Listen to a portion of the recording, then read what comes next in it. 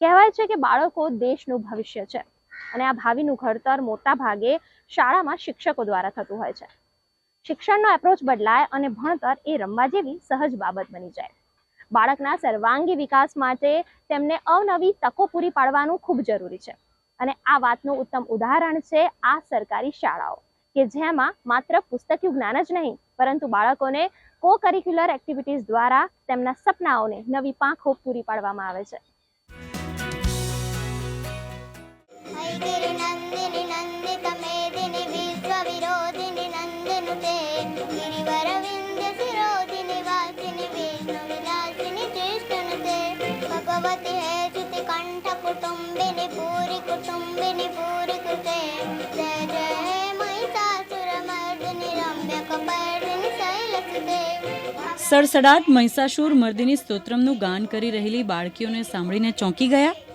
તો આ વિદ્યાર્થીનીઓ છે ભરૂચની બાકરોલ પ્રાથમિક શાળા કે જ્યાં શિક્ષક વૈદિક મંત્રો અને ઉચ્ચારણ શીખવાડી રહ્યા છે. અમે આ મહિષાસુર મર્દિની સ્તોત્રમ મોઢે કર્યું છે. આ અમે નવરાત્રિમાં ગાવાના છીએ.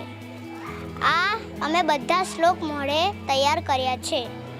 અમને ખૂબ આનંદ થાય છે. આપણે ઘણી વખત બાળકોને અને ખાસ કરીને નાના બાળકોને અંડર એસ્ટિમેટ કરતા હોય છે. એ લોકોના જે પોટેન્શિયલ છે, એ લોકોની જે ગ્રાસ્પિંગ પાવર છે અને એનું જ એક જીવતું જાગતું ઉદાહરણ અત્યારે અમારી શાળામાં આપ જોઈ શકો છો.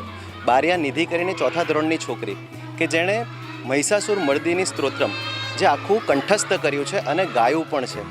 એકચ્યુઅલી એ જે એના શ્લોક છે એ ગાવા કે બોલવા માટે પણ ખાસી તાલીમની જરૂર પડે તેમ છે. પણ આ બાળકોનું જુનૂન, આ લોકોની ધગશ ને નવું શીખવાની જે ઈચ્છા છે એને કારણે આ વસ્તુ આજે શક્ય બની છે. મેં એમને માર્ગદર્શન માત્ર આપ્યું છે પરંતુ જે કંઈક છે તે એ લોકોની મહેનતને કારણે થયું છે.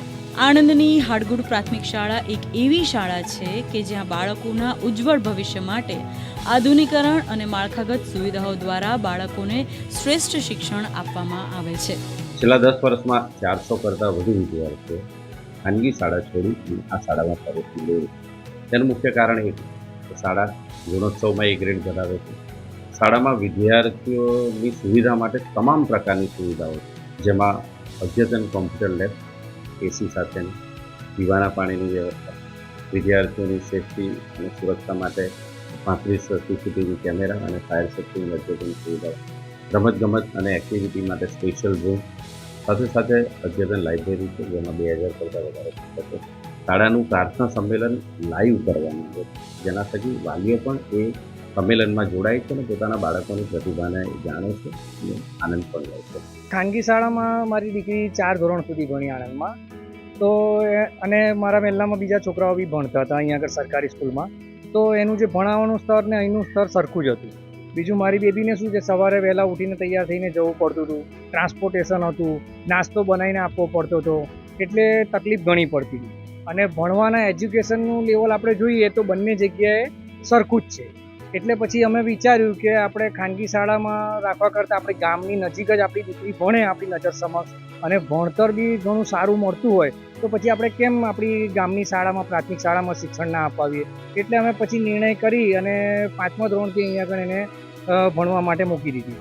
હું પહેલાં ખાનગી શાળામાં ભણતી હતી, પછી હું હાડગુડની પીએમ શ્રી શાળામાં આવી અને મેં અહીંયા જોયું કે અહીંયા ખૂબ જ સરસ ગાર્ડન, ખૂબ જ સરસ લાઇબ્રેરી અને સાયન્સ રૂમ, સ્પોર્ટ રૂમ અને લાઇબ્રેરી પણ છે અને મને અહીંયા ભણવાની ખૂબ જ મજા આવે છે. અહીંયાના ટીચરો પણ ખૂબ જ સારા છે. અહીંયા રમતગમતના મેદાન છે અને અહીંયા ખૂબ જ સારી પ્રવૃત્તિઓ પણ કરાવે છે, એટલે મને આ શાળામાં ભણવાની ખૂબ જ મજા આવે છે.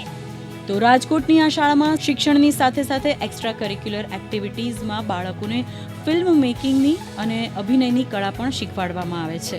શાળાના જ બાળકોને લઈને શોર્ટ ફિલ્મો બનાવવાની શરૂઆત કરી છે. 2015થી લઈને આજ સુધીમાં શાળાના જ બાળકોને લઈને 15 શોર્ટ ફિલ્મોનું નિર્માણ થયું છે. આ શોર્ટ ફિલ્મ છે એ અમે ઓલ ઇન્ડિયા ચિલ્ડ્રન ફિલ્મ ફેસ્ટિવલમાં મૂકીએ છીએ અને એના દ્વારા પણ અમને ઇનામો પણ મળ્યા છે અને એમાં અમારું સ્ક્રીનિંગ માટે પણ પસંદગી થઈ છે. જ્યારે હું હાજર થઈ ત્યારે આ શાળાની સંખ્યા 300ની હતી, જે ડબલ નહીં પણ 3 ગણી હાલમાં આ શાળાની સંખ્યા છે.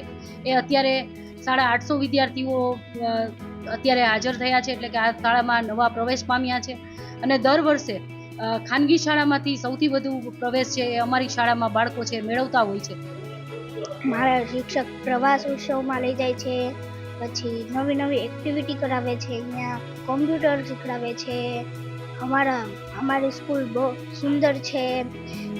ભાવિ પેઢીના નિર્માણ અને નવી રાષ્ટ્રીય શિક્ષણ નીતિના સફળ અમલીકરણ માટે આ શાળાઓ મહત્વની ભૂમિકા ભજવી રહી છે.